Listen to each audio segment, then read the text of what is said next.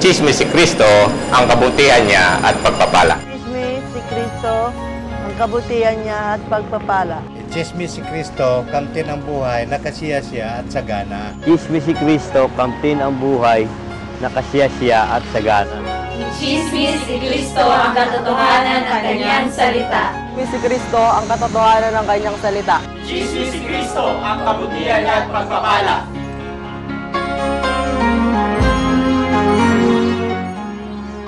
Sumainyo ang Panginoon At sumainyo rin. ang pagpapahayag ng mabuting balita ni Jesucristo ayon kay San Lucas. Nang panahong iyon, winika ni Jesus, "Sawimpalad ka, Corazin, sawimpalad ka, Betsaida. Kung sa Tiro at Sidon ginawa lamang ang mga himalang naganap sa inyo, ay malaon na sanang nagsisi sila, may suot na damit na balahibo at naupo sa abo.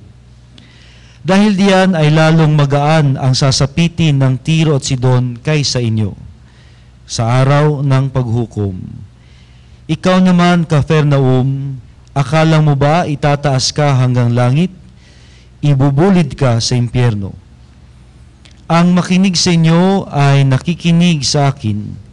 Ang sumiphayo sa inyo ay sumiphayo sa akin. Ang sumiphayo sa akin ay sumisiphayo sa nagsugo sa akin." Ang mabuting balita ng ating kaligtasan. Pinupuri ka namin, Panginoong Jesucristo.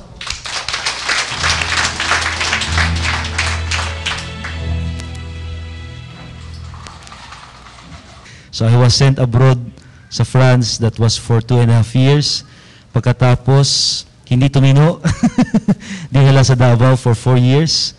At pagkatapos po ng 4 na taon, sa Thailand naman for 2.5 months. So after all those different places, balik na po ako sa Pilipinas kasi wala silang magawa sa abroad o sa Davao o sa Thailand. Joke lang po. But anyway, ang mahalaga, ako po ay nakabalik at nakapagmisa muli dito sa inyong community. So salamat po, Sister Lourdes, at salamat sa lahat ng mga anak ng liwanag, the children of light. I could still remember very familiar faces. Your names escape my memory, but yung iba ho tumangkad, yung iba lumaki, yung iba lumapad.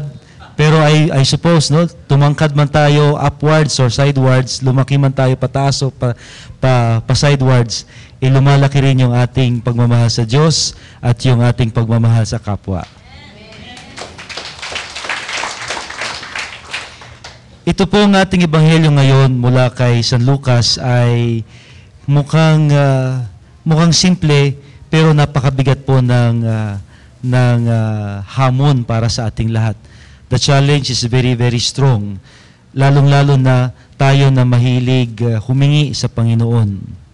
Kasi kung ating titingnan ng ating mga panalangin, kadalasan at kalimitan ng lahat ng ating pagdadasal ay paghingi, presuming na ang Diyos ay laging nakikinig.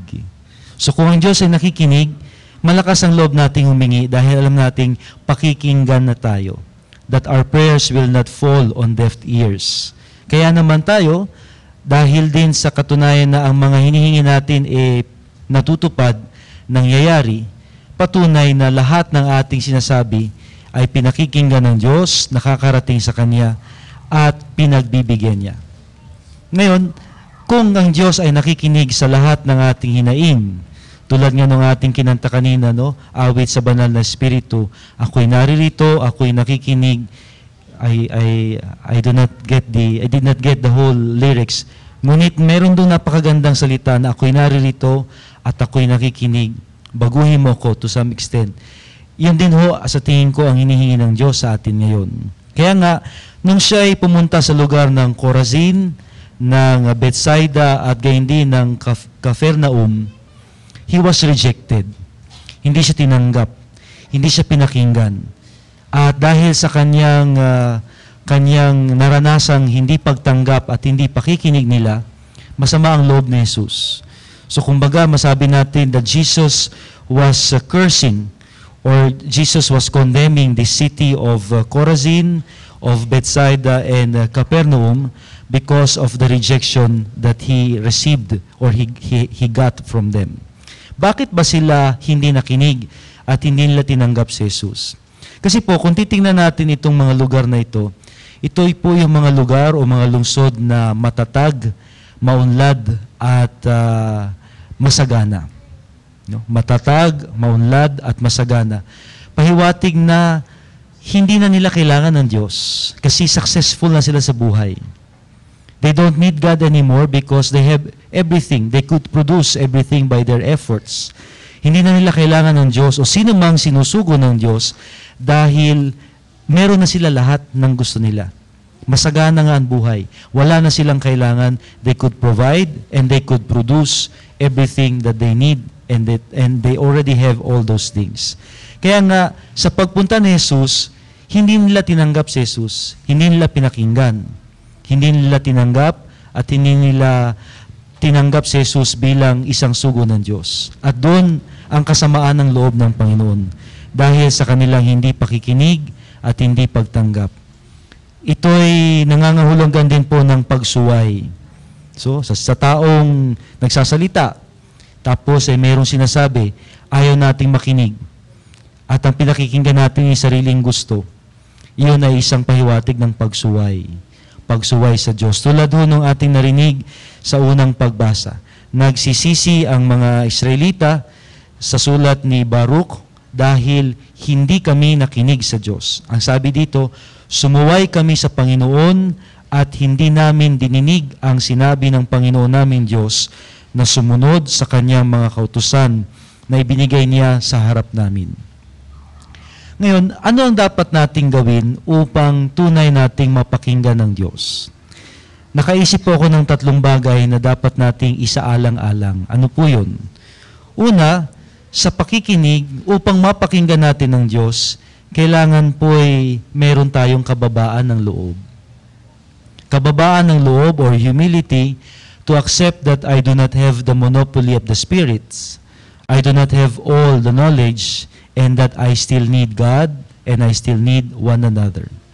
Yung tao pong walang kababaan ng loob, sobrang bilib sa sarili. Kaya ko to. I have enough powers to do this. Wala na akong kailangan. I don't need you. Hindi na kita kailangan. Muwi ka na. Hindi ko kailangan ng Diyos kasi kaya ko to. Hindi ako hihingi ng tulong sa Kanya kasi alam ko na to. Alam ko nang gagawin.